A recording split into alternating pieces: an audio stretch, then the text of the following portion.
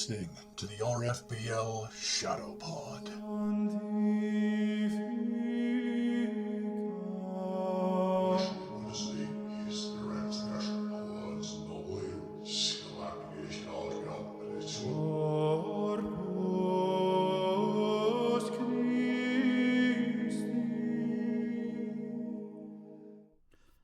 Welcome everyone to the first Shadowcast, I think is what we just said it was calling it, right?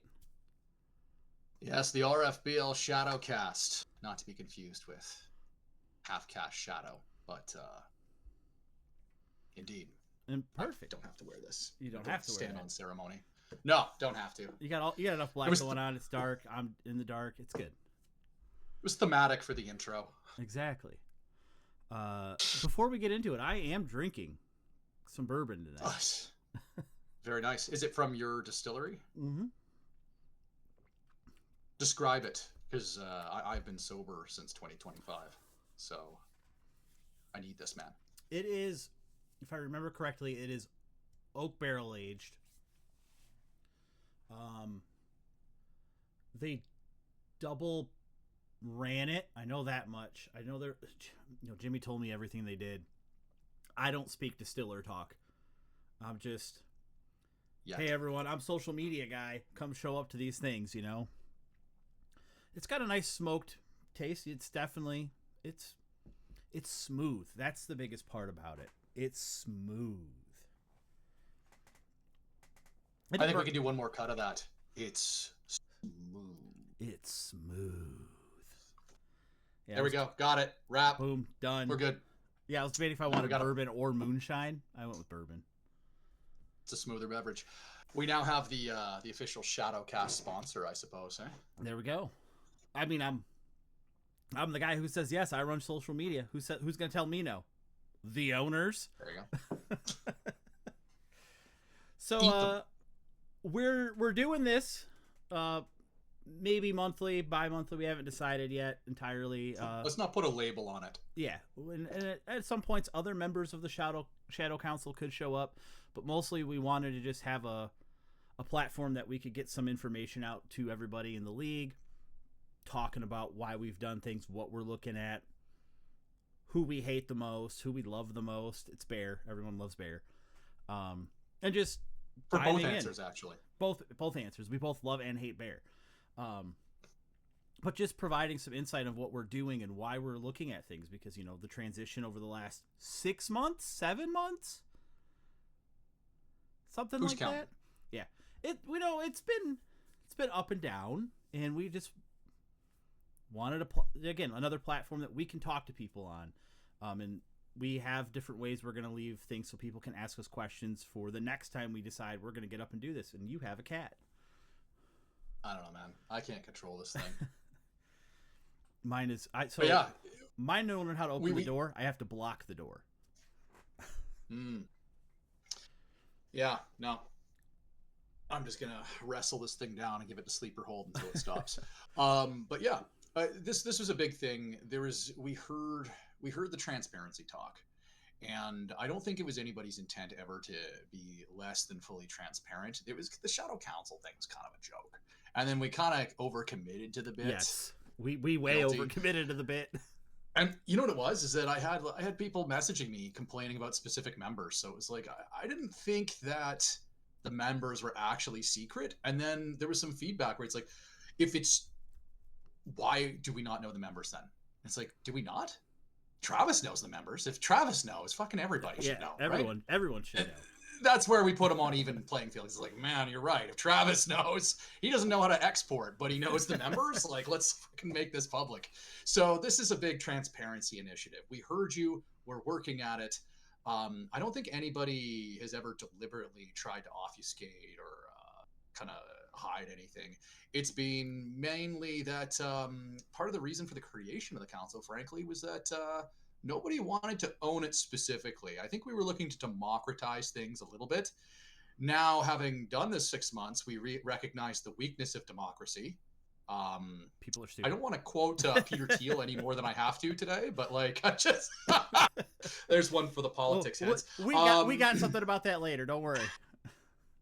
Yeah, we got Peter Thiel showing up. He's going to tell us all about the White Nation. And the Antichrist, don't forget that. Yeah, and the Antichrist. Yeah, but we've got Kash Patel coming up. He doesn't have anything better to do. But yeah, we wanted to just make sure that there was a platform where we could answer some questions. We've been doing the polling. We're adjusting our processes as we go. And some of it was like, I think early on, maybe there wasn't a true vision of the Shadow Council. We keep calling it the Shadow Council. Really, it's just the council. But like Shadow Council kind of stuck. There it is. It's in a there cooler now. name. I'm wearing it a sounds hood. better. What do you want? It sounds like something out of like some of those Star Wars novels that were decanonized.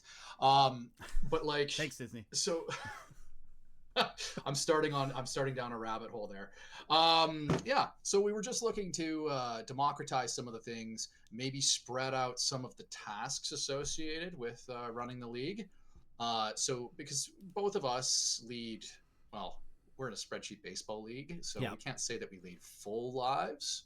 But we lead full enough that there's some time commitments. There's time commitments to be present fathers. We don't want any of our children turning out like people in this league.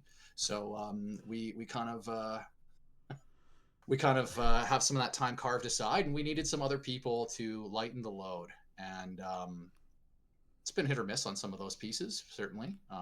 That sounds so accusatory. I just mean that, like, I think a lot of the simming still happens primarily. Yeah. I think you do a lot of the simming. So, but like, that's fine. We pick each other up. Things. Yeah, absolutely. And that was a big thing you said. We have also missed some beats. Well, yeah. Well, some of it wasn't us. But like the biggest thing I wanted to touch on that you just said is we didn't want someone necessarily to own it, because Joel has mentioned to me before that like it felt like a full-time job, kind of just babysitting everybody. And when he stewardship, when he reintegrated into the Shadow Council, like he actually messaged me and kind of said like, this is actually a really cool idea, like to have something like this.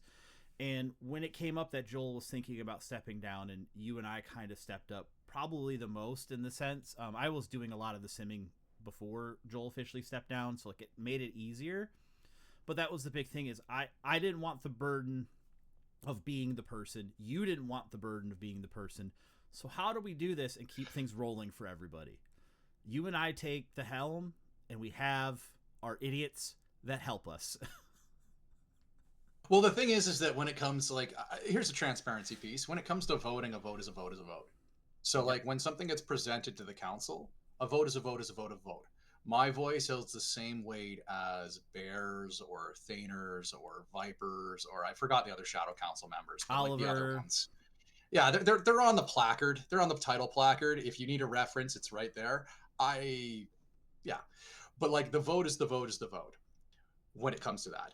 On any matters where one of us is involved, we punt that motherfucker out. Yeah, that is a big thing I want to make sure we touch on, is we have made separate messages without them for full transparency, transparency here. Like the Zang stuff. Yeah. Bear was not involved on any of it. And like the Zang conversation alone, and I've talked to enough people about it, like that was 12 hours that day. Like it took way too long. Christ. And like and the biggest thing is like, I can admit that I was trying to find every possible way to make it work without making everyone upset. And at the end of the day, like we had to make the decision that we had to make because it was, it was kind of already done, but Bear had nothing to do with it. And like, I think the only time that we actually talked to Bear was near the end when we said, would you be open to this? And he just kind of said, whatever, isn't it? It's Tuesday. I'm sleepy, ain't it? Yep. And then we're like, okay, sorry to wake you up, man. But yeah, again, like with the trade veto that recently happened, which we're going to get into in a minute as well, Viper wasn't in the room. Viper was left in the dark. He had no idea what we even talked about. He just knows that it happened. And that was it. Yeah, not unlike his Olympic takes. Yeah. So with that said, when it comes to talking about voting, let's dive into the 50% retention rule that has kind of been polarizing in a way through the league, and some of the things that we're looking at with it. And I mean, it's been 3 seasons. I think just before we delve into this specific one, I Go think ahead. I also wanted to go back to what I think I said something about our vision was unclear initially. I did want to thank the people that were passionate and did give voice. There are things that I ignored in any of the feedback Yeah. because, from my perspective, and I think from yours as well, you kind of look at something and where it's coming from. And you kind of look, is this constructive or is this about a specific grievance? And if it's constructive or has something that we can build off of, then that's certainly kind of how we're going to go with that, right? So, like, the people cared enough to raise objections, and we took some of that in, and it was like, you know what, this is a little unfocused. We should still be presenting things to the electorate for vote. The Shadow Council should maintain something of a UN Security Council, and that it doesn't do anything. No, I'm kidding. That it kind of has some veto elements, because sometimes the people are wrong. No, the children Yes. are wrong. But like, it's one of those sober second thought. And if it's good enough for the US of A and Canada and the other democracies that are mostly broken these days, then god damn it, it's good enough for our council. So we have an unelected group like the Canadian Senate that maintains veto power over this shit, and you're just going to have to deal with it because they were appointed for life, and until one of us dies, And with that, that's a joke. Please don't kill us. with kind of what you said there, I actually do want to like drop a few names real fast before we jump into the 50% retention of a couple players who actually I communicate with a lot more now. I talked with some of them enough before, but like Funzo, Nick, Zabby and I actually used to talk all the time. He used to be my EHM buddy, back on the league. He was my pro guy before you jumped in my DMs immediately. Like, hey, I'm coming to trade for all your players. I don't remember that. That was a different time. Okay, fair enough. But like, yeah, those guys, like, I'm constantly talking with them about different things, like especially Funzo and Nick. Like those guys, they're on it and they provide a lot of good feedback. Some things can get salty, and I understand. But like for the most part, like those two guys are always willing to message me and like shoot the shit about different things, even, and like just provide good feedback, be it good or bad. And like that's something I want more of. Like I'd love to hear more from like the T's of the league and other people like that, because like I don't get to talk to enough of them, and like most of the time it's just a, hey, this is wrong, can you fix it? And I'm like, yeah, no problem. Or hey, what do I need to hear? But like some of these guys actually do message me with ideas, or like saying, hey, I was looking at it or I was thinking about it, what are you thinking about this? So again, on the level of transparency, I love that stuff, and that's why I've hammered it home several announcements now. Like, message me. I'm always available. Like, I might not answer right away. I'm not going to pretend I answer immediately, but that's what I'm trying to do. I'm trying to open those doors and let people know I am very approachable. Come talk to me. I am less approachable. No, I'm kidding. I'm mostly approachable, but I'll read it when I get to it. Stat holidays, I sometimes am a little like, I really don't want to engage about this right now. Right. I really don't want a divorce. I really don't want a divorce. And if I'm hammering out like a credo or rationales on a family stat holiday, that's where I'm headed, man. So yeah, I will admit on Christmas this year, like I was offline. Yeah. And there was an issue that did come up. Happens. But I had Yeah. it wasn't just it's Christmas. Like we got some things that were dropped on us, and like my phone and this thing here entirely was not my priority that day. So, I get it, and I tried to stick handle it. I present it to a vote. A vote happened. Actually happened way faster because like one of the things that I'll own was the previous instance of the draft pick. It was like a situation that was going to worsen the longer it went on. And it was like there were a few mitigating factors from my perspective. I presented it. There was a couple cautionary, but we got quorum, meaning that we had enough, votes in the council that it didn't matter what the others said. And you know what? Maybe Oliver, maybe Joel would have had something really insightful to say about that. Probably would, truthfully.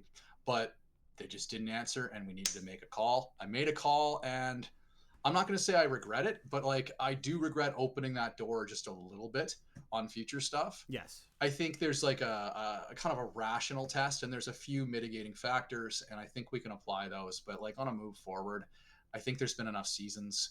I think there's been enough draft picks. I think there are mitigating elements that we can, through positive communication and raising concerns before they become a crisis, we can address things more proactively and not getting to situations where people feel aggrieved or people feel like they've been done dirty. And I think that's ultimately it, is that we want people to be able to have fun.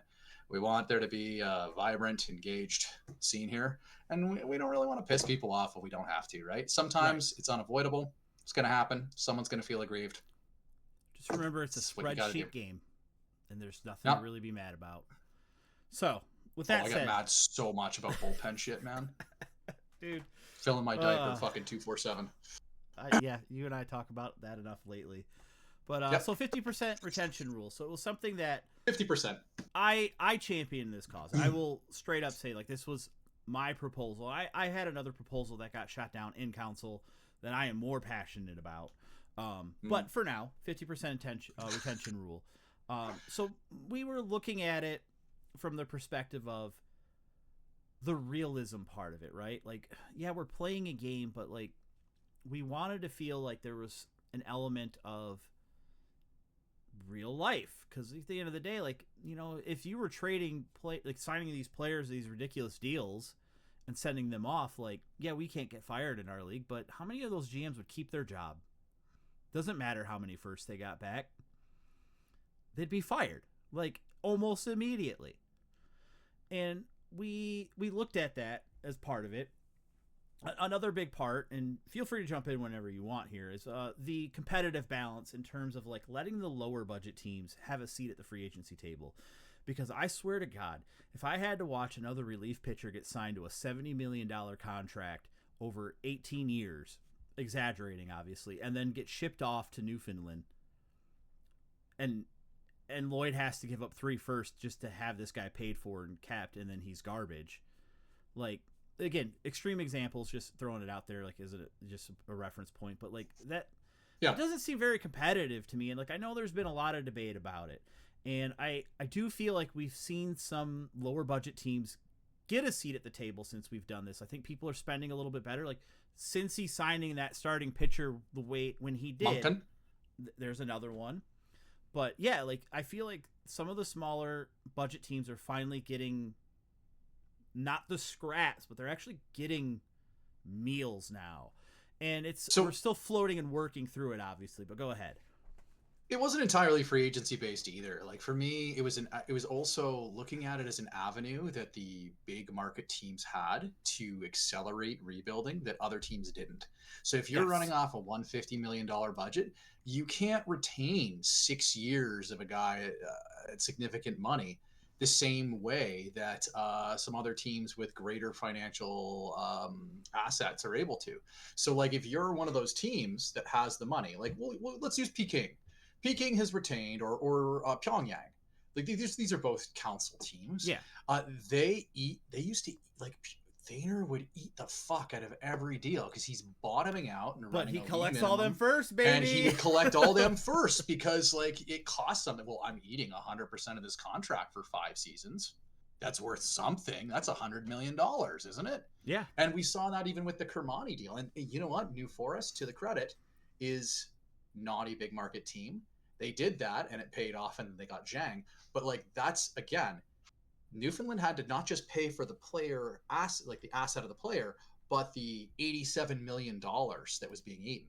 And so that certainly gives teams with that financial wherewithal the ability to supercharge their rebuild cycles a lot more so than maybe like an Isle of Man, right? Yes. And so that was, I think, part of the intention as well, is not necessarily to completely influence free agency or completely influence the trade market, but like to try to level it in a way that didn't have us equalizing budgets or doing some, like, listen, I'm all for Pinko shit, but like, MLB is not, and equalizing all the money and all the budgets is just not in the cards from a realism perspective.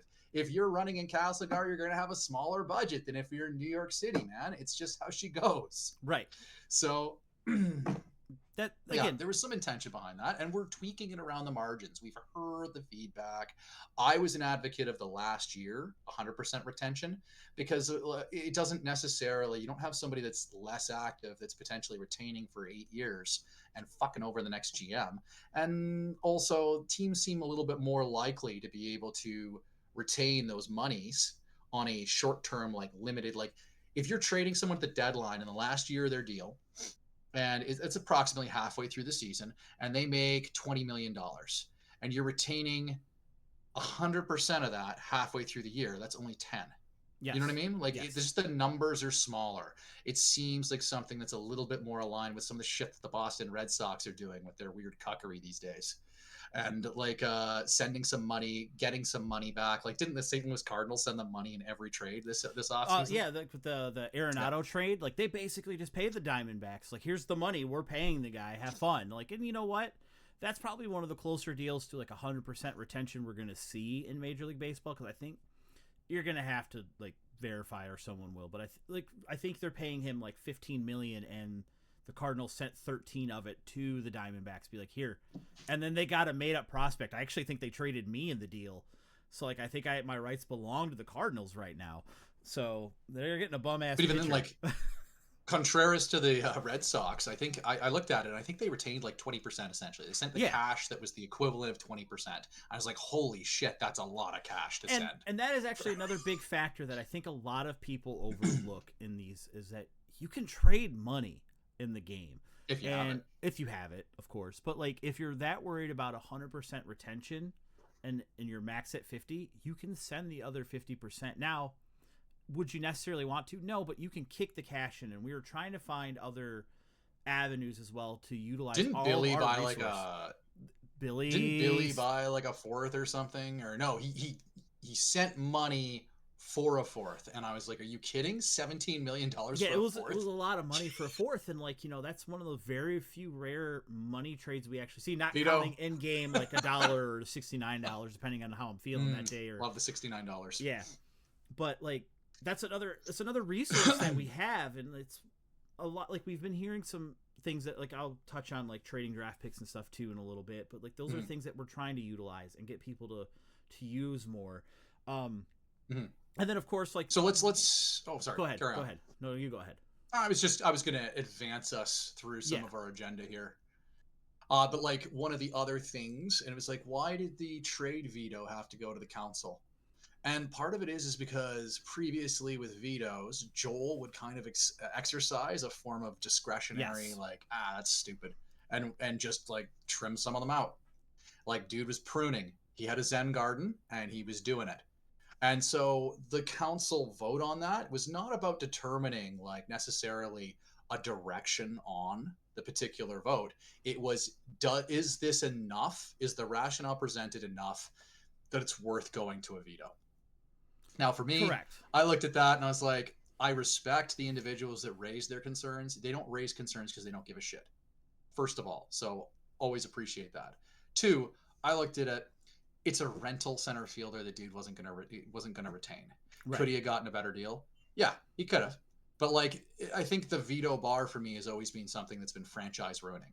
Now, was it a dumb enough veto that I'd be like, nah, don't let them vote on it? Absolutely not. No, and the biggest I didn't agree with it. Bring it to the vote. And the biggest thing is, like, as I put in the council, like, quoting it, was like the trade block aspect of it. That's where I felt it actually had a ground to stand on, is that you know, center field at this point in 25 has been I'd rather shoot myself in the foot than look for a decent center fielder, and I say that after finding a decent center fielder, but you know, anyways, you only paid 9 times the amount. But dude, the dude's been great. But the biggest part was looking at the rule in and of itself, and kind of what Joel had originally written, which we did take the rules and we put them into a Google document. It's a little bit easier to just see everything at once, I feel. We're still working through it. But as you touched on, like, the biggest part that I did the council check for was, as we had talked about before, was a sanity check. Because, you know, the key word in the rule states, I will exercise some discretion over the process. And that was when I was just Joel. Now, I is no longer an I, it is a we. And like, maybe there was a good time for just you and I to chat about that and be like, hey, I think this is good to go or not. But I, again, part of the reason we have the council is just to bounce feedback and hear different voices to see where everyone's at. And for the most part, it was a formality of a, hey, this is why me, and speaking as me now, I think this needed to go to veto. And everyone was pretty much on board with it. Some people were like, well, maybe the trade block isn't enough, but at the end of the day, like, it's in the rules. That's why we did it.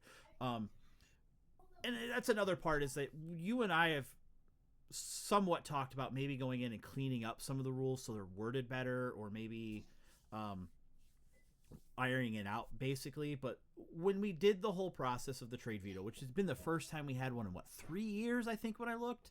It's been a while. Yeah, like they're rare, and it was a good like test for us to see where we're at.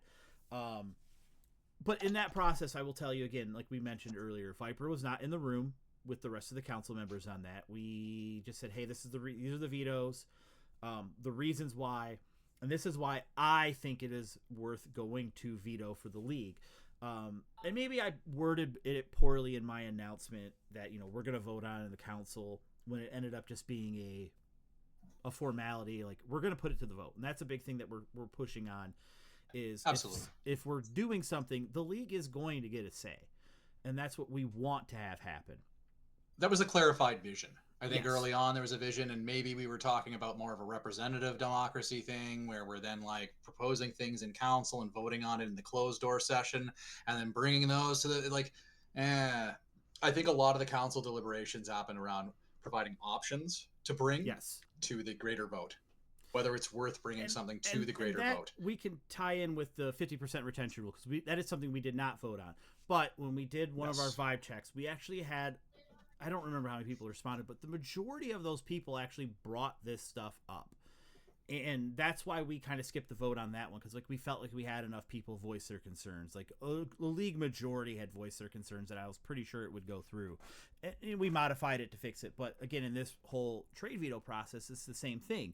So to explain it on the back end for what actually happened in the veto, I didn't vote. And you and I talked about this then. Even if you by chance get the vetoes, you would then take the seat of an unbiased mediator. To put it in the best terms we can, you're the vice president sitting on, Congress. You're the tie-breaking vote.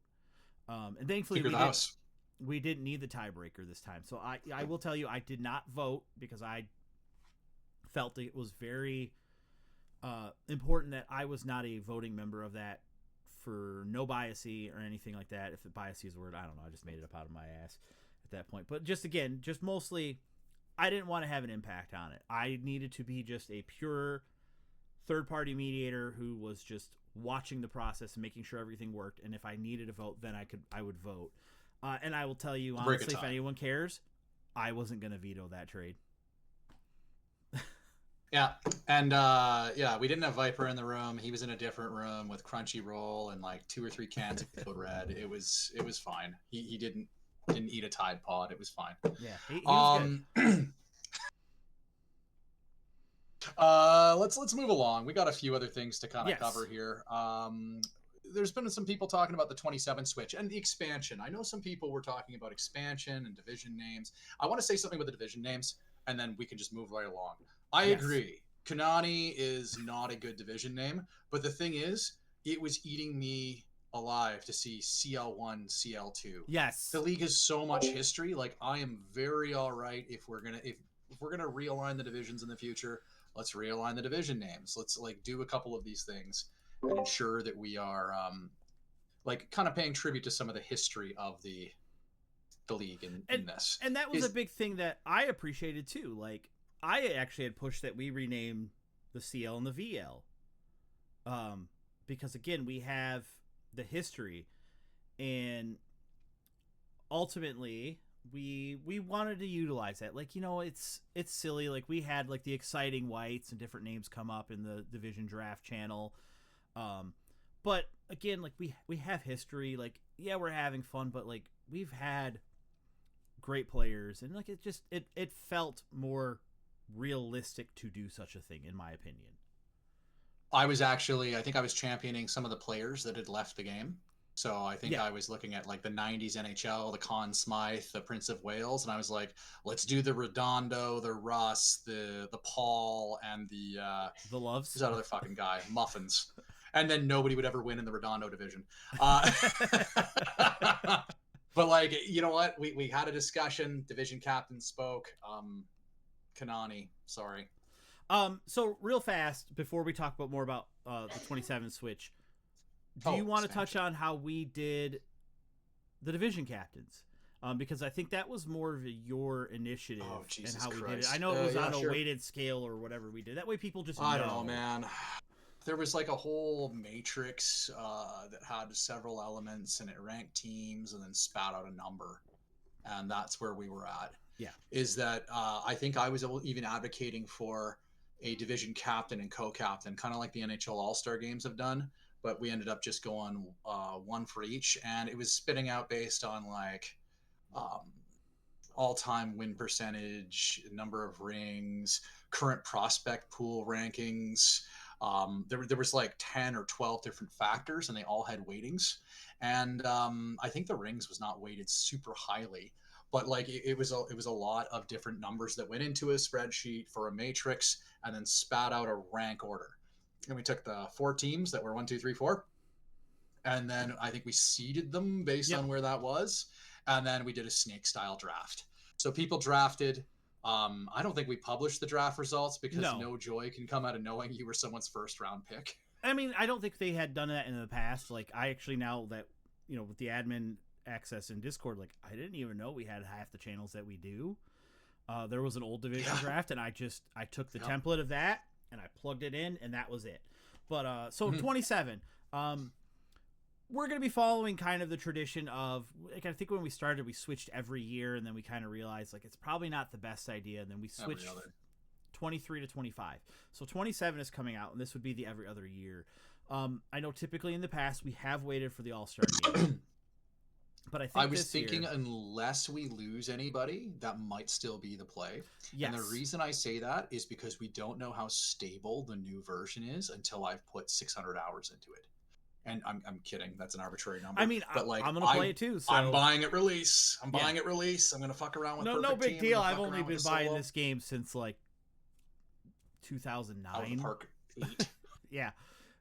Before they became like 25, 26, etc. But yeah, the plan is roughly around All-Star time, unless it goes on sale sooner, obviously.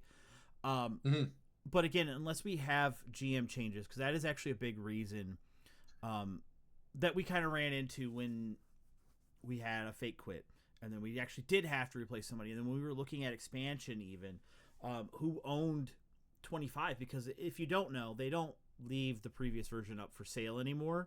No, like once the new one drops, it's done. It's gone. And you can buy a key, but it's like $150. I think it was $225 in Maple dollars, sir. Ridiculous. It's ridiculous. I don't care that much. So like, I don't want to disparage anybody that we did choose for expansion, but like, I will say that like there was a list. People went out there and they're like, look, I got a guy. So we have a list of people that the people were brought to us, and we're like, this is great. We have this. We have a wait list. If anybody does decide that they don't have time for this in their life, or they want to move on, or they want to take up golf at a Joel degree, then we have this list of people that we can go to. The problem is that I don't think most of them own the game. So that was certainly... Or the current version of the game. Like, I think the problem we ran into is some people own 26, but not 25. Or they own 23, or they own 24. So they couldn't join. And just so everyone is clear, we have talked about one more expansion to round it out at 30 teams like MLB style. It's actually easier on the scheduling program. And in case you didn't know, we have to find custom schedules for our league, and we are using that because otherwise there's no divisional games or things like that happening. And this upcoming off season, noted artist Bear is actually, him and I have been working on building a new schedule template that will work, I think, better than the one that we're using right now. Because like there was like 3 options for a number of players in our league and how we wanted to do the division setups. So the plan is that we do want to expand to 30 to round it off to make it an easy number, that the game is better with scheduling and that any of the custom schedules out there are better to work with. And they're just going to be added into the divisions that I think are one last or however it's going. I think the other thing is that we could do the MLB thing and go 5-5-5, 5-5-5. Now you got 3 divisions, even more outrage. Higher chance of there being a dud division. I fucking love it. As long Let's as get that AL Central, baby. We talked about this yesterday in our own chat. You got to let me go. You can't tell me it's Cincy. It's you and I, baby. I can't quit you. So yeah, I got you in Cincy, and I was like, you know what? I gotta bring back as much of the old Scotia as I can. Yeah, but so we are talking about an expansion. We do have people that are waiting. Speaking of waitlists, we're talking about exporting now. This recently has come up, in that I'm not saying that we want to kick people out or that we're trying to push people out, but I mean, with all the shit that I get messaged enough of and like other people put enough effort in, going 2 or 3 weeks without exporting is kind of just lame, is the best way I can put it. Like, you know what though, life happens, and like absolutely. We've seen this before. We have a few people that have left and then come back when life changed, right? And I will tell you, Tyler is doing great things with the Isle of Man. That franchise is looking as tight as it has in years. Yes. Unfortunate year this year, but like you can leave and come back again. And we saw this. What the hell am I talking about? Our entire expansion was guys that left and came back. Right. So like, to talk about that, because like when you look at the export numbers, there's a date in game or on RFBL's on the Stat Plus page that is like 2 or 3 seasons before Jared and Lone Wolf came back. And so I'm actually going to use Jared as the example here, because it comes up every once in a while in general, and like you guys in general are a bunch of fucking degens that got nothing better to do. I understand. But like, that's all of us. We're playing spreadsheet baseball. We're podcasting about spreadsheet baseball. Yeah, like this is real serious shit that we're doing. But so I need to talk to like a counselor about this, dude. I'm your counselor. You're my counselor. That's where we're at in life. But like, so he missed 3 seasons of the current backdated export log, right? And he's like, I think he's in the 20s right now. I'd have to double check. But when you look at, I just went completely dark because, you know, I'm being an idiot here. Let's see if it'll let me pull it up. Yeah. As of right now, he is at... He's like a trail cam. He's at 35%, okay? And that's including 3 seasons that he wasn't in the league. Offers. So I, being a degen, went through and tracked everything yesterday. And since he has rejoined from the date that his team came back, and the Woodcucks are back, baby. It's beautiful. That's what we wanted. He was thinking about a different name. I'm like, no, you have to be the Woodcucks, otherwise, like, I'm moving on. Not really, but like he's exporting at around 46%. I think that's almost a solid. Yeah, like that's a solid bar to be at. Like the dude came back in, and since he's rejoined, like he's exported almost every other sim is the best way to put it. And that's a great number. Now, can't all be me sitting up here in the high 80s, you know. And that's not fair to people. I understand because I have to do it anyways. But it's just one of those things that like we have people who go missing. And they don't export or they don't do things, and we're not actively looking at a drastic change, but there are so many leagues out there that have like a minimum bar. And my personal opinion is if you can't donate 15 to 20 minutes a time, like if you need help, get help. Things happen, right? But if you can't, like Travis can't use internet. I'm constantly. Yeah, but Travis just can't use a computer. It sounds like. I help him though. Right, so that's the thing is, if you can't get into export 3 or 4 times a week, and again, I used this yesterday when you and I were talking about it, but if you can't get in there on Tuesday, Thursday, and for one of the sims on the weekend, get help. do something. Like we like people put their time into this, and people get very passionate about their time put into this. Show us Also, you if give you're a exporting multiple times a day, also get help. Yeah, well, there are times that I load the game up just to look at different things on my team, so I need help. But so we're kind of looking at it from a point of, again, we have this wait list now. Like we have, I don't know, 8 people that have expressed interest to us, and I've talked to like 6 of these people already. One of them actually just messaged me like 2 weeks ago, like, when are you guys expanding? Do you guys need a new GM yet? I'm ready to go. And I said, dude, we're waiting for 27, kind of, and then we're gonna go from there. Like, let's push some more rule changes through. We'll see how many we can shake loose.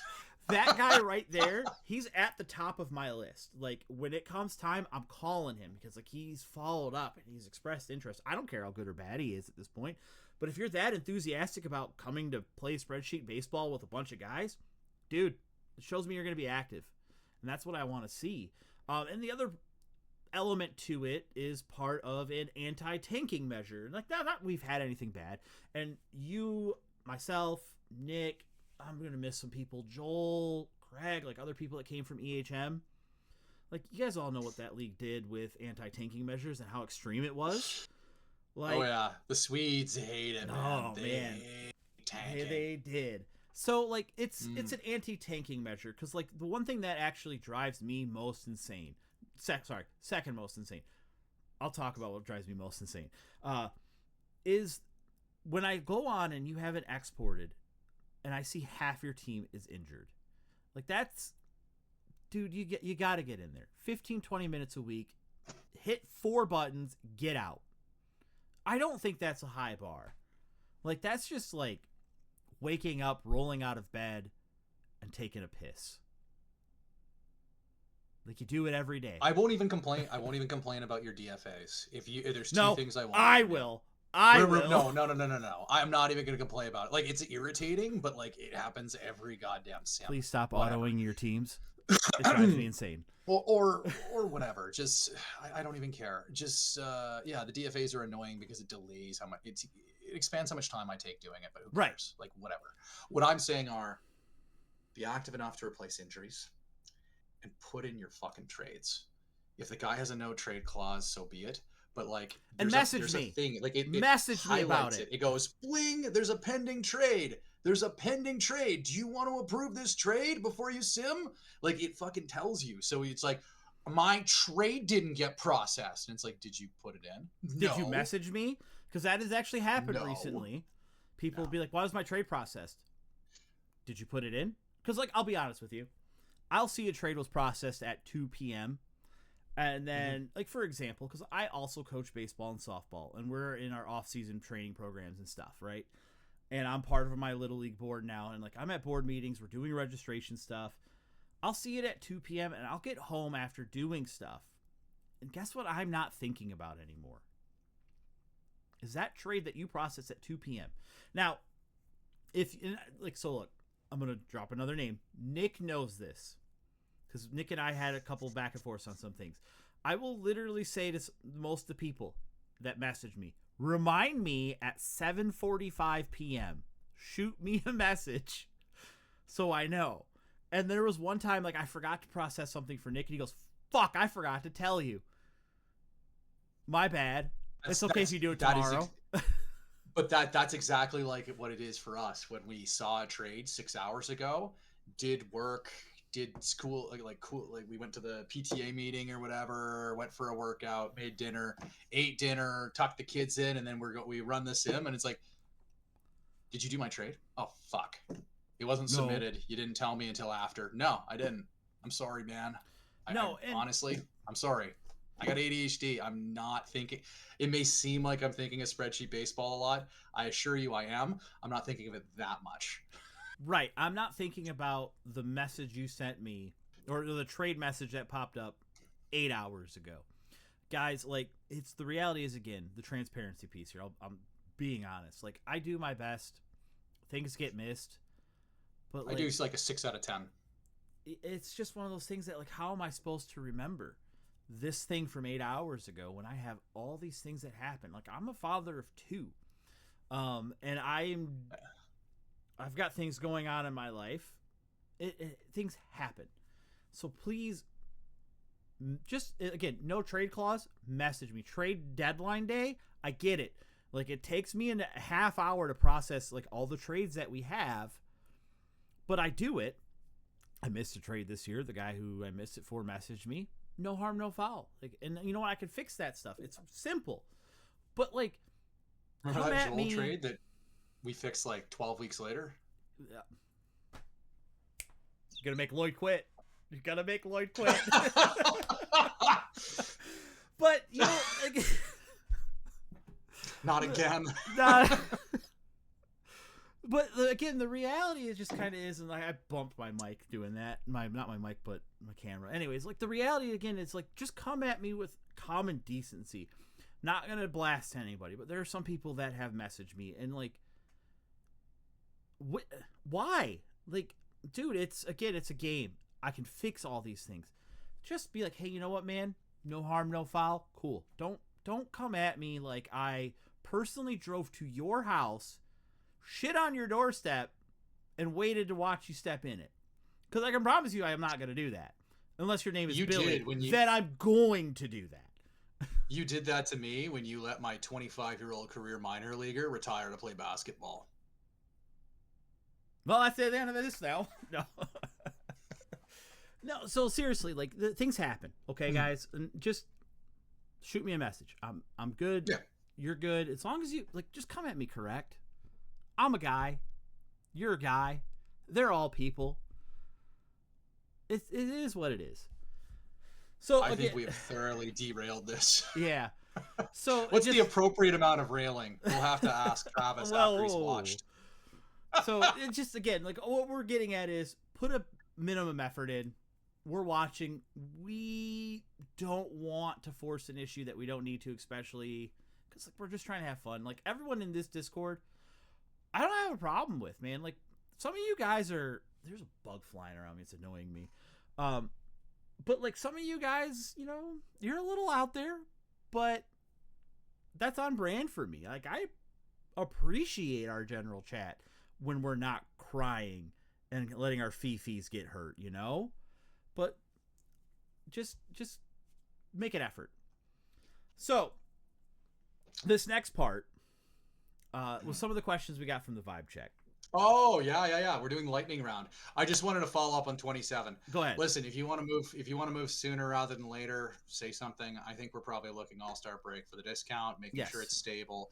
We'll look at that. I hear when people are like, "Hey, I don't really want to do expansion right now." I also hear that. I think I was looking, like, when we were talking about this, what is it, 10 seasons or so before you really want to cross that bridge? Yeah. I think that's generally a reasonable place.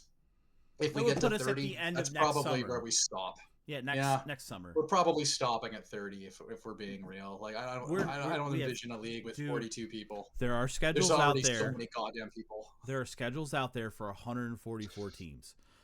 That's and to the person that is making a league that requires a custom schedule for 144 teams, seek help. Well, the other thing is that, like, my computer will literally fucking melt. Like, it's already dying with 28 exports and sending up with the 14,000 million lines of code. Yeah. It already takes me 20 minutes to wait for the file to upload. At 30, I'm topped out, man. I'm running this shit off a Dorito. It's not going any faster the more teams we add. Right. So some of the questions, you want to alternate the questions as we go, and sure. We can also answer, just then I answer, then you ask. Yeah, sure. So, what's your favorite meal? My favorite meal. I made a margherita pizza the other day that would make you feel emotions. So, like, I'd put that near the top. I hand crushed the tomatoes. No, everybody told me not to stomp them, and they're like, "That's grapes, dude." And I was like, "Oh shit, that's embarrassing." So then I got more tomatoes, and then I did them with my hands. But really, top end, some buffalo mozza, some fresh basil. Fuck yeah. Jeff knows I take my pizza crust seriously. My favorite meal is almost anything venison related. So I am a big hunter. I love hunting. Specifically venison tacos in any capacity. They slap, dude. Like, nothing nothing like eating meat that you worked for. It sounds so weird because like I hunt, I process my own deer, I do all of it like top to bottom. But like nothing like eating fresh meat that you worked hard for. It's so good. Like I don't eat fish after I got super sick off fish, but like the salmon that I caught last year, dude, it's some of the best fish I ever had. But anything venison, specifically venison tacos in any capacity. Like we do walking tacos because my kids love. They don't eat the taco shells or the the tortillas and stuff like that. So like we'll do Doritos in a bowl for them. Like any form of venison tacos, number one on my list. Well, way to make me sound like a soy boy talking about vegetarian pizza. I Let me tell you about smoked tofu. Let me tell you about some smoked tofu. Speaking of soy boys. All right. Yeah, speaking of soy boys. All right. No questions. I just wanted to show my appreciation to Shadow Council for making the Trump administration look competent. I have a response to this. How are you feeling today? When did you send this in, and how are you feeling today? This would have been 2 or 3 months ago. And I know the person who sent it. You know the person who sent it. I think I told you who it was. Well, we all know the people who... I don't remember who sent it, but I just mean we all know the people who sent these because they're amongst the fucking 28 people in the country. So I'm holding this Texas Roadhouse crane, just so you know, and I'm using it like I'm writing and pointing. But the what I take from that is we're making you feel something. You're passionate about it, and I appreciate that the most. Many people are saying. Many people are saying. So we have the most competence, the biggest brains. Oh man. Oh, my wife's gonna throw me out now. Great. Okay. So you want to ask this next one? I'll do this next one. I lost the plot. This is more of a comment. Some of these are comments that we got in the question form. This one says, "Sim when things should be simmed. Stop babying people. It's a event with 30 adults, 28. If you know you can't meet it because you have other obligations, we all have friends in the league. Ask for help." So this goes back to the export thing. It's kind of just what we talked about. Like, dude, like, message me, message you. One of us will do the export for you, man. Like, we get it. Things happen. Like, I'm not going to dive into it, but we had someone disappear for a month. You know? And nobody knew where they went. Nobody knew what happened. And then they just showed back up. And so, like, there's been some some widely critiqued council decisions, and at least I think at least one of them, it was like the person made it known to people on the council that they were away for work. Now, they didn't take the next step to speak to what they needed, but like they were away for work. We knew that they were away and were having a travel day that was going to be a 12 to 18-hour work day. Like, at the end of the day, I'm a big fee-fees guy. I want people to feel respected. I want them to feel that it's fair.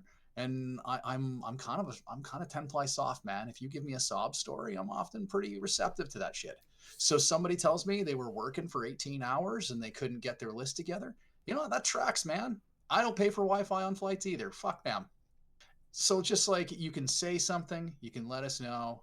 We'll try to work this out to ensure that your team doesn't get fucked over. How many times have I done Zabby's IFA? I think he just does it because he likes the guys I pick better.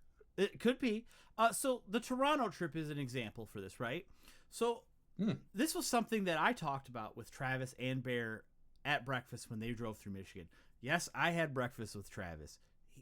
He is a wonderful dude. Okay? Don't let his online persona... Hold up. What did you think of his hairline? It wasn't too bad, but like you can't see it in the dark. But like, you know, I got these luscious locks going right now. Keep bragging. But anyways, so like it was something that we kind of talked about then. Like, you know, again, I'm gonna say it again. Travis is a wonderful dude. Don't let his online persona fool you. But like I had like 4 or 5 people I was doing their team while they were in Toronto, while you guys were all being degens, doing whatever the hell you were doing with Jeff's whores up there. You know what happened in Toronto stays in Toronto. Next question. Comments. I appreciate your openness to criticism. Thanks for dealing with morons. I think that some rules should be added to take time to build, implement. Yeah, That seems reasonable. I'll take the compliment. Thank you. And that, again, tying back in, we put a lot of effort in. Like, guys, like, I can't stress it enough how much, like, I appreciate all of you, but at the same time, like, I want to strangle some of you and dip your head into a tub of water and wait for the last bubble to go up because of how you interact. Just some what's a little light waterboarding between friends. Right. But no, seriously, like, just patience, man. Like, I think we've proven at this point, and this comments would have came in through 2 or 3 months ago, again, whenever we did that vibe check. I feel like I was in Kentucky that time when we did it. Anyways, I don't know where I was going now. Anyways, it's all right. We can go to the next question. Yeah. All right. So I feel like this was more for me, but I want to hear your answer. Who is better? You're not gonna like it. Chris Osgood or Mike Vernon?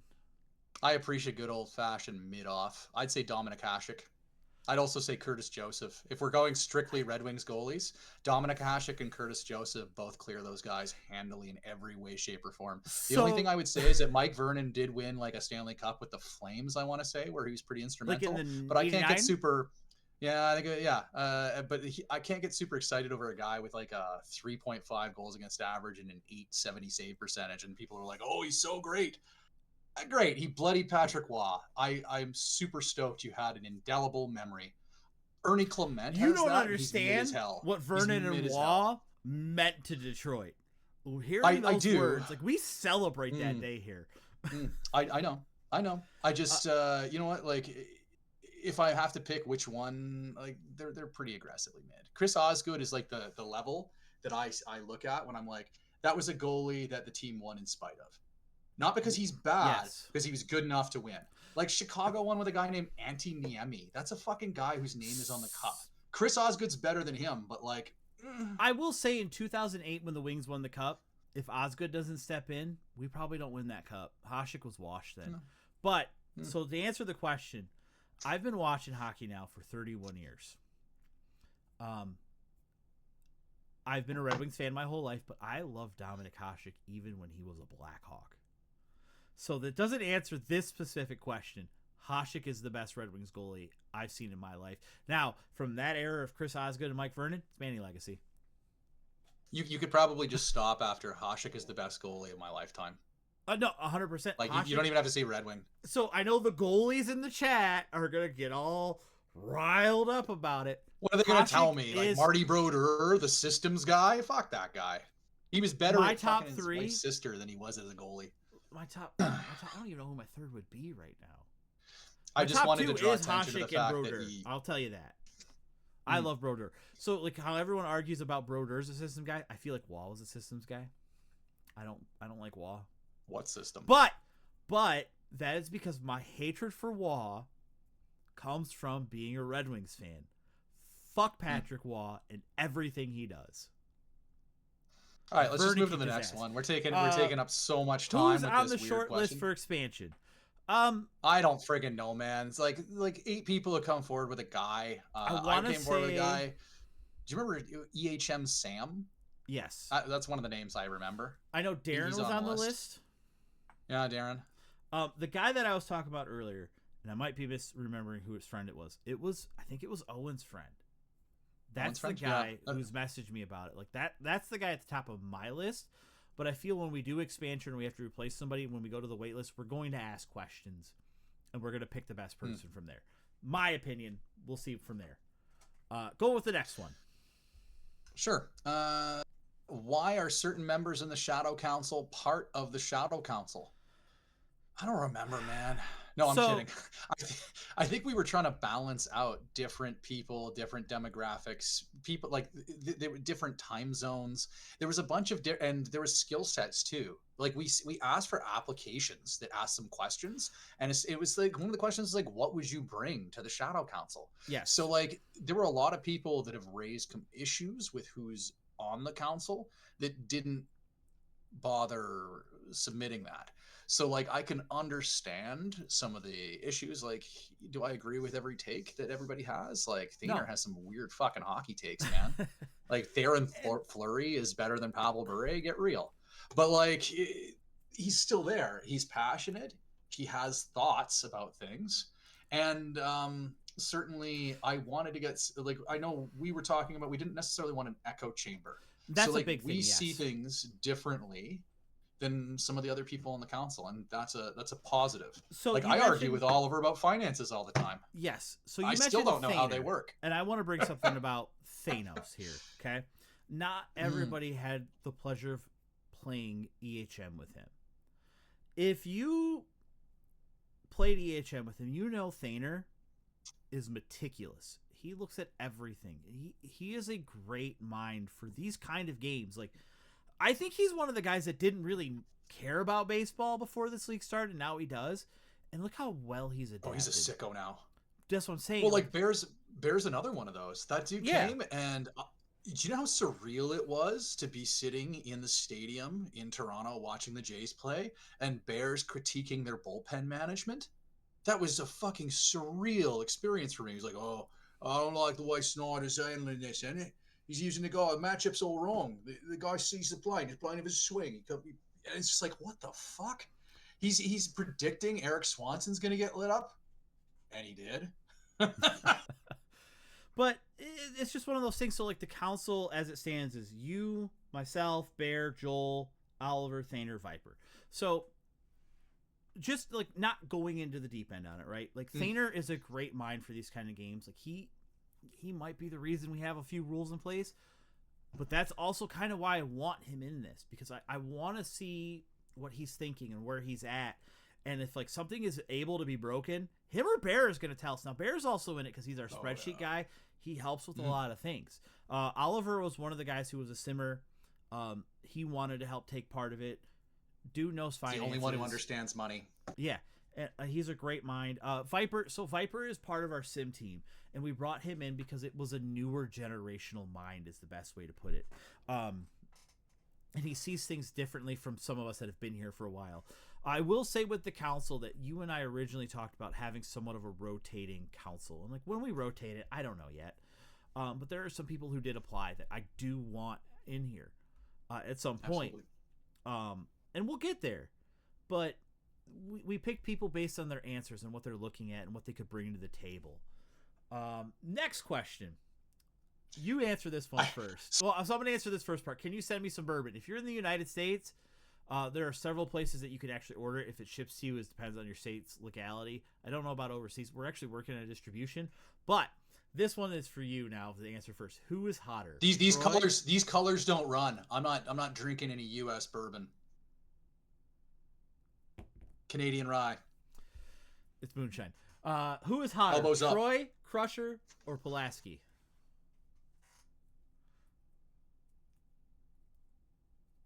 In a traditional sense, you would have to probably give the nod to the young, buxom one, which would be played by Marina Sirtis, the Counselor Troy. She just has them on display quite often. However, I always have a thing a little bit for a redhead, and there was just something about that Pulaski power mullet. Like, she was old, but there's some G-MILF energy, you know? So, we are both big Star Trek fans. So much that we play a Star Trek D&D game. I will tell you. Oh, don't expose us on that, please. When I was young, one of my first crushes was Troy. Didn't know why at the time. I know why now. But, like, 8-year-old me was like, I don't know what it is about this woman. Makes me feel things. But as I have gotten older, give me Dr. Crusher, baby. It's like various stages of life, though, because one is like that it's the younger one that you're like traditionally attractive. One's got a little bit of MILF vibes, and another's got some G-MILF vibes. I'm all about Crusher these days. Life stages. Smoke show, despite when she summons a candle. You got to not do this with your hands when you're describing it. It just takes it to a whole another Should level. I not do this next? Stop. No, you need to stop that. We're editing this. Who's responsible for 9/11? I can field this one. Go ahead. I want to hear what you say before I know where I want to go with this. I would say 30 years of American international imperialist policies. I would say if you're going to pin one particular thing and just paint it with a huge brush, I'd say how they engage in realpolitik and political realism in the international stage, utilizing and weaponizing black ops and various intelligence agencies and intelligence operations to destabilize states that they had a vested interest in. I don't think you can look at things like some of the enemies that they had at the time, part of the axis of evil. Iran, which was in the control of the Shah, which the U.S. through CIA and British special ops like overthrew the first democracy in the Middle East in Iran, and reinstated the autocratic Shah as the leader. That then paved the way for the Rainbow Revolution to overthrow and the theocracy to be placed in charge of Iran, which was part of the axis of evil at the time of the 9/11. So I just say that like there's a little bit of like you kind of shit the bed yourself, so then rolled around in it, and it's kind of like a fuck around, find out. I'm not putting that on the American people or the people who lost their lives there, but like I just mean there's some causal factors. I wanted to see where you were going with this before I gave a serious or a non-serious answer. Oil. Oil is responsible for 9/11. I mean, what do you turn into jet fuel that can't melt steel beams? Ed Wallace. Ed Wallace can melt steel beams. Moving along. I think we're probably getting demonetized over my comments. This next one isn't like, I hate every single one of you. That's not really a question. You didn't even put a question mark on the end. So, I mean, like, I hate your grammar. Question marks are fun. They have a little button hook. You know why I like this answer? Read this question. Because it has it's real. It has feeling to it. Maybe this person doesn't really hate us, but on that baseball field, they hate us. And that's what this is all about. If they tasted that pizza I talked about, this would be the reverse. They'd be like, I'm scared of how much I love you guys. It was the pizza. So this next one was two different kind of comments tied together from two different people. The first part says, do not add a salary cap / floor. That is entirely a skill issue. And then, I'd like to note this is in all caps, and all caps are cruise control for awesome. Yes. And then the next part says budget floor of 160 million. So I didn't put this in there earlier. This is something that has been talked about in general a bit. And to those that have actually messaged me and inquired, I explored it very, very, very deeply, like more than I probably should have. And the Shadow Council can talk about this a little bit. You definitely can talk about this a little bit, how much I put an effort into this. Essentially where we are at is we have different revenues or avenues to expand the revenue. But to put a budget floor in would actually drastically change what we do in game. It would require a salary cap / floor, which would basically take your budgets and just make them useless, right? Like you have to spend this much, but you could only spend up to this much. It would change the dynamic of the league financials in that sense. I would also note I think we saw salary caps in action in one of the 16 iterations of CBL. Yes. And it was a little unclear because you would have your budget and your revenue, and those would be a much different number than your actual salary cap. So you could have a budget that was 400 million, but you could only spend 170. And so I feel like if we were to implement some sort of system around that, it would certainly not be clear to a lot of participants. And then yes. the people coming back and being like, the fuck? I have the money. The fuck? I'm not really interested in that. No. So again, we've looked at different things, and like Joel is the one that mentioned this to us previously, is that maybe we adjust the revenue sharing. When we asked Joel about that, I think we're already on the aggressive side of it. We are definitely on an aggressive side. So we could get more aggressive if that's something that we're looking at. But at the end of the day, like the first person's kind of right. Like it's kind of a skill issue. But at the same time, I don't feel that because, like, you know, maybe I spent the first 40 years of my franchise sucking. But I've spent the back half of this 40 years now making the playoffs, probably more than I haven't, and like I've finally won my ring, and like I'm making moves, but like my salary, my budget's barely moved. You have to put so much effort into it, and I understand that as a mid-market team, think I might be 18th or 19th for budget. But either way, like, I understand the people who are upset and are championing this cost, but the reality is what it would take to change all of that is not something 24 of the 28 players would actually want to do. I would also note, I think sometimes when people talk about a budget floor, they don't mean a literal floor. I think they mean equalize it to where the teams that are sub 160 get lifted to 160, because you can manually manipulate market factors. But the problem is that if you don't change some of the market stuff behind, that budget's just going to drop 30 million after 1 year. So every year you're manually going in and overriding what the owner's budget is. I think that it's a greater discussion about how we can mitigate some of those other market factors, perhaps. Because, like, for example, Cape Breton, I know people were telling me, like, you should probably do something about this guy's market. He has 3 fan interest as an expansion team. And I'm like, yeah, I'm way ahead of you, man. I already kicked it up substantially, and it's still like it's low. Like, there was definitely some tinkering to try to put them on a field where they weren't going to just lose 100 million the first year. And some of it very much is certain markets like Newfoundland or Cape Breton are just the smallest goddamn markets that you could possibly imagine. Yes. Why? Some of it is like, I understand this because I've seen the Isle of Man fall. Isle of Man was the biggest market when we started in 2020. Yes. And now it was the smallest for a lot of years. You can get there. And I was actually the smallest market, I want to say, when we started, or I think Joel was, but he had very loyal fans. I had low loyalty or whatever it was. Like, I was near the bottom. And now I think I'm top 5 or top 8. You can manage it. It takes fucking forever. But, like, it is a thing. Now, am I amenable to maybe doing some reorg stuff? Oh yeah, we re-rolled an owner and the fans are super excited, and we'll just adjust that fan interest a little bit, or we'll adjust the market size slightly to try to equalize things. I think the problem is that I haven't found the right level yet, and I haven't really found the right level setting where it would be meaningful. It's difficult to figure out what would be a meaningful shift there that doesn't diminish the work that others are doing through their solid efforts. Yes. Because if you've been grinding to get your market size up for 20 fucking seasons, and we come in and we're just like, well, these guys that were inactive for 60 days straight, we're going to lift their market.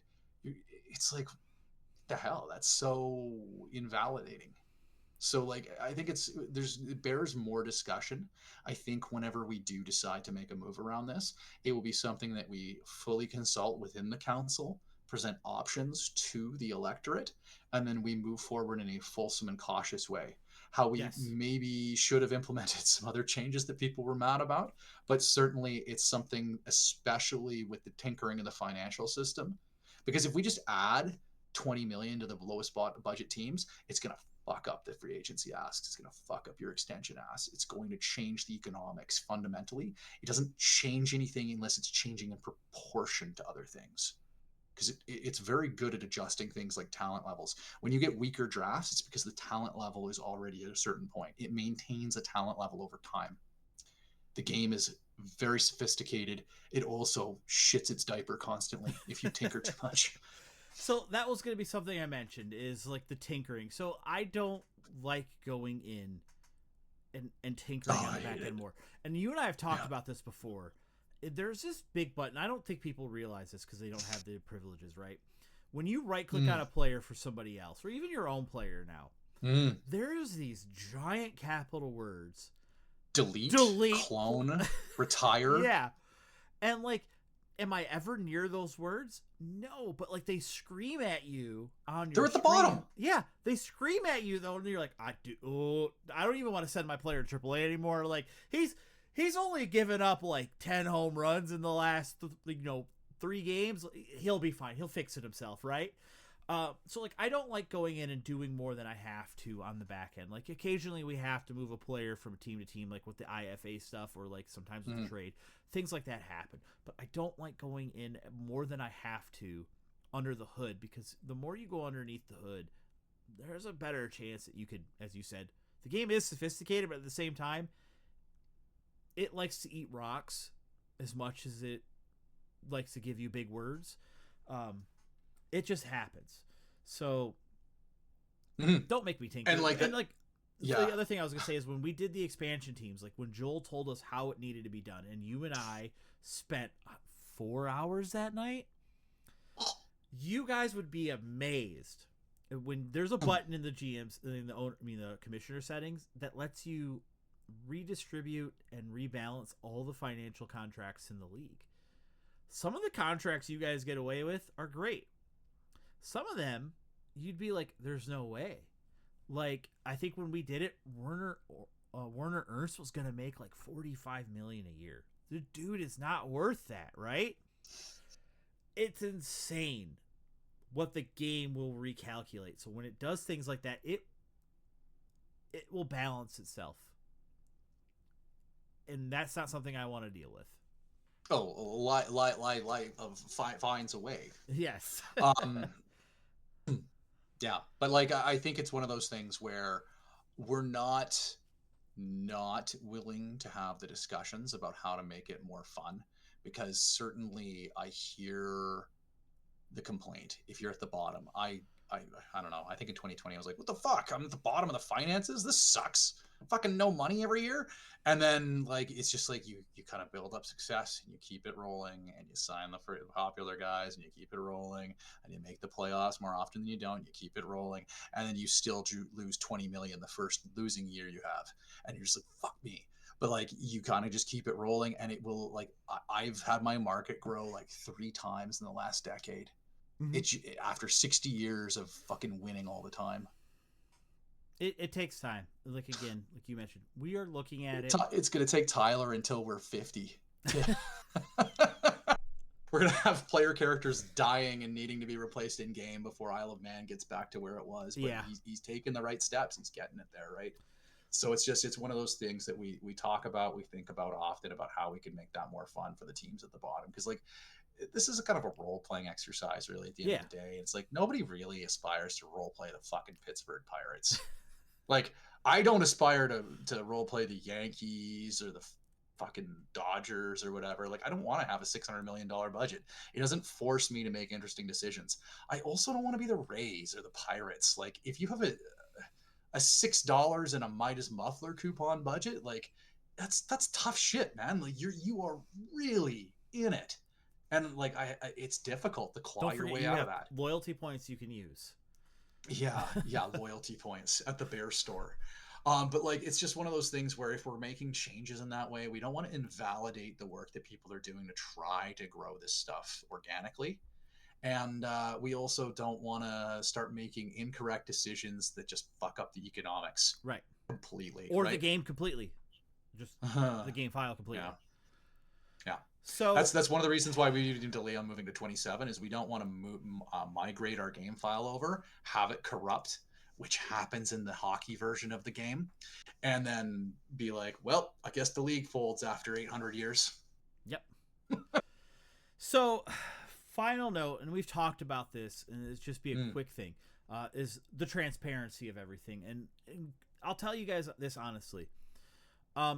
If there's a movement to see like how certain people vote on things, like when it comes to rules, I'm for sharing that, but I'm never going to share who voted on what when it pertains to a particular thing, like a veto or something like that, because we don't need the hostility in the chat.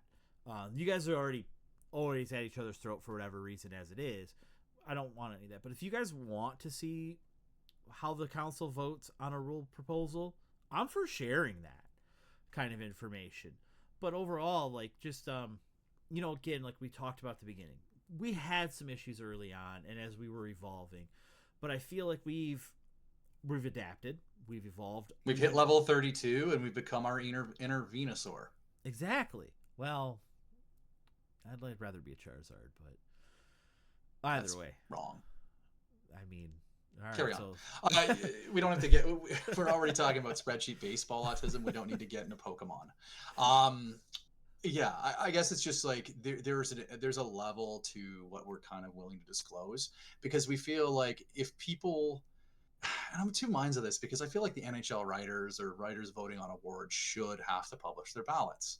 It makes sense to me for a Mm-hmm. transparency perspective. But in this case, when the council are both other players and kind of participants in the democratic process around this stuff, it feels like they could see sanctions in their playing of the game based on how they're voting on certain things, where there's a perception of for me or against me. And I don't really want to get into that stuff, because like now people are feeling like they're playing the people more than they're playing the decision. And I think especially if things are going to be building out a rich history of precedent, we can't be considering the individuals involved. We have to be ruling on the precedent. We have to be ruling on the mitigating factors, the variables of the particular case. And so, like, I think we apply a lens where we say, well, is it the same if it's this player as if it's this player? Is it the same if it's, you know what I mean? Like, would this be the same across the board, regardless of the teams involved, regardless of the people involved? And every decision has to be aligned with that, where it would be the same. If all the factors were the exact same, we should be reaching the same conclusion. Right. That's just how it goes. That's how we should be doing it. And that's the goal. And if there's been instances where it hasn't felt that way, it's either because you're wrong about how close it is to that other situation, or because we're evolving our processes to avoid these issues in the future. So Yes, yeah, absolutely. it's And about evolution. and again, just something I've hammered a million times in the announcements. When every time like, I do an end of season thing, or even just at the beginning of this right now, message me, talk to me. Like, I'm open.